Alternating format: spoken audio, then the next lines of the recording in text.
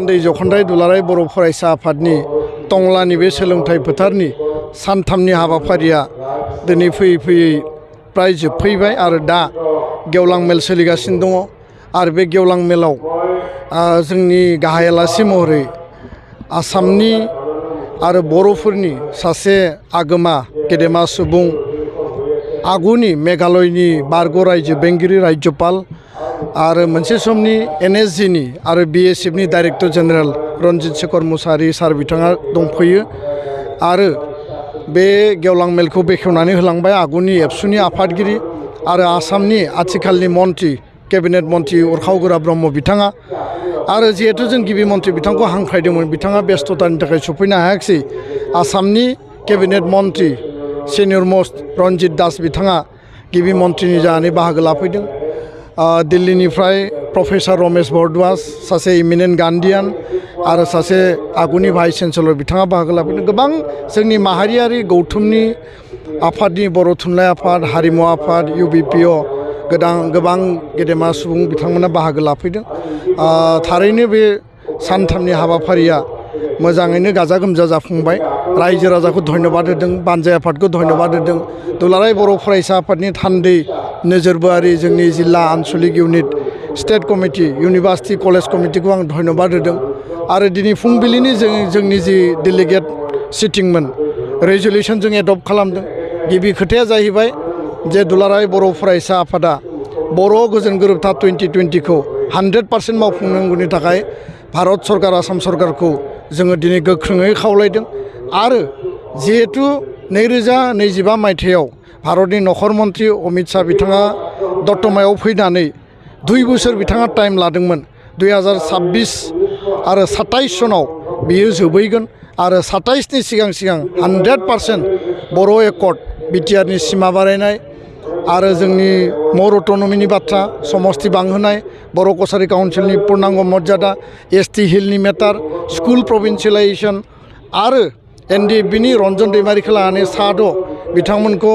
जेलनिफ्राय हगारनाय case withdraw खालामनाय गासै बिथिंखौ जोङो दिनै गोख्रोङै दाबि दैखाङो सोलोंथाइनि बिथिङाव मोनफ्रोमबो गामि आरो सुबायाव बिमा जोंनि आइ आरो जोंनि फरायसा माने बे गासैखौबो स्टुडेन्टफोरखौ लानानै बिमाफोरखौ लानानै जोङो मोनसे एवारनेस मिटिं खालायगोन आरो स्कुल प्रभिन्सियेलाइजेसन टिचार एपइन्टमेन्ट आथिखालाव स्कुल मार्जारनि नटिफिकेसन थांबाय थादों बेखौ माबायदि जोङो स्कुलखौ फोथांनानै लाखिनो हायो बेनि थाखाय दुलाराय बर' फरायसा आफादा खामानि मावगोन ड्राग्स जौ जुवा जे समाज बेरेखा हाबाफारि बेखौ गोख्रोङै जोङो माने होबथानो थाखाय दुलाराय बर' फरायसा आफादा हाबा मावगोन ट्राइबेल बेलेग ब्लकनिफ्राय लानानै बर' आरो ट्राइबेलनि हा हुखौ रैखाथि होनांगौनि थाखाय जोङो जाहाथे कुनु कारनाव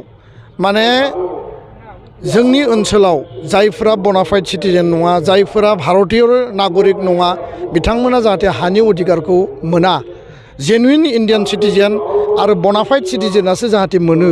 आरो बेलेन्ड ब्लकआव जायफोर प्रटेक्टेड क्लास बिसोरल' मोनगोन नन प्रटेक्टेड क्लासा मालाबाबो मोना फरेस्ट राइट एक्टआव हा मोननांगौनि गासै बिथांखौ लानानै दुलाराय बर' फरायसा आफादा हाबा मावगोन आफादारि बिथिङाव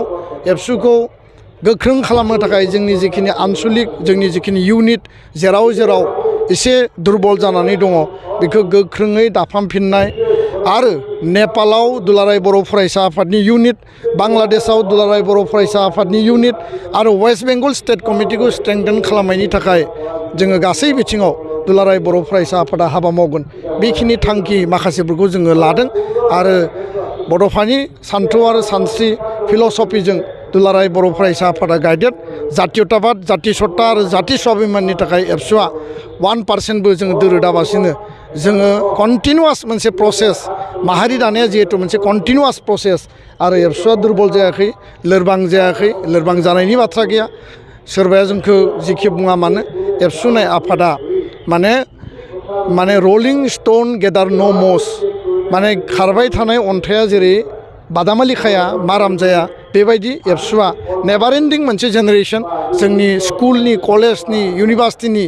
फरायसाफोरानो एबसुनि मेम्बार आरो जायफोरा फरायखांबाय संबिधान मथे फरायनाय जोबनायनि उनावबो एबसुनि बिबान लानानै जाति सिबिनाय माहारि दानाय माहारिनि हाबा मावलांनो हायो गोजोन्थों जाबाय।